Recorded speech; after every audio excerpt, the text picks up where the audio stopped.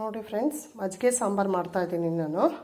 ನೋಡಿ, ಕೊತ್ತಂಬರಿ ಸೊಪ್ಪು, 4 ಎಕ್ಳು ಬೆಳ್ಳುಳ್ಳಿ, ಉಪ್ಪು, ಕಾಳುಮೆಣಸು 4, ಜೀರಿಗೆ ಮೆಣಸಿನ್ಕಾಯಿ ಅಂತ ನಮ್ಮ ತೋಟದಲ್ಲಿ ಸಿಗುತ್ತೆ. ಅದ್ರ ಜೊತೆಗೆ 2 ಹಸಿರು ಮೆಣಸಿನ್ಕಾಯಿ ಹಾಕಿದ್ದೀನಿ. ಇದಿಲ್ಲ ಅಂದರೂ ಪರವಾಗಿಲ್ಲ, ಬರೀ ಹಸಿರು ಮೆಣಸಿನ್ಕಾಯಿ ಹಾಕೋಬೋದು.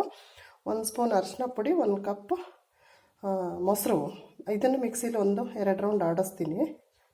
ನೋಡಿ, ಮಸಾಲೆ ಮಾಡ್ಕೊಂಡಿದ್ದೀನಿ. ನೋಡಿ, ಖಾರ ಮಾಡಿದ್ನಲ್ಲ ಅದೇ ಮಿಕ್ಸಿಗೆ ಮೊಸರನ್ನ ಹಾಕಿ 1 ರೌಂಡ್ ಆಡಿಸ್ಕೊಂಡಿದ್ದೀನಿ. ಇದಕ್ಕೆ 1 ಕಪ್ ನೀರು ಹಾಕ್ತೀನಿ. ನೋಡಿ, ಮೊಸರು, ಮಿಕ್ಸಿಗೆ ಆಡಿಸಿದ್ದು, ಖಾರ ಎಲ್ಲ ಸೇರಿ ಮಿಕ್ಸ್ ಮಾಡ್ತಾಯಿದ್ದೀನಿ. ಇದಕ್ಕೊಂದು ಸಾಸಿವೆ, ಒಣಮೆಣ್ಸಿನ್ಕಾಯಿ ಒಗ್ಗರಣೆ ಹಾಕ್ತೀನಿ. ನೋಡಿ, ಸಾಸಿವೆ ಒಣಮೆಣ್ಸಿನ್ಕಾಯಿ ಒಗ್ಗರಣೆ ಹಾಕ್ತಾಯಿದ್ದೀನಿ. ನೋಡಿ, ಮಜ್ಜಿಗೆ ಸಾರು ರೆಡಿಯಾಗಿದೆ. ಒಗ್ಗರಣೆಗೆ ತುಂಬ ಚೆನ್ನಾಗಿರುತ್ತೆ. ಇದಕ್ಕೆ ಸೈಡಿಗೆ ಉಪ್ಪಿನಕಾಯಿ ಇದ್ದರೂ ಸಾಕು, ಸಖತ್ತಾಗಿರುತ್ತೆ ಮಜ್ಜಿಗೆ ಸಾಂಬಾರು. ನೋಡ್ಕೊಳ್ಳಿ, ಮಾಡ್ಕೊಳ್ಳಿ, ತಿಂದ್ಕೊಳ್ಳಿ, ಲೈಕ್ ಮಾಡಿ, ಶೇರ್ ಮಾಡಿ, ಸಬ್ಸ್ಕ್ರೈಬ್ ಮಾಡಿ, ಸಪೋರ್ಟ್ ಮಾಡಿ. ಹೀಗೆ ವೀಡಿಯೋಗಳನ್ನ ನಾನು ಮಾಡ್ತಾ ಇರ್ತೀನಿ, ಆವಾಗ ನಿಮಗೆ ಬರುತ್ತೆ. Thank you.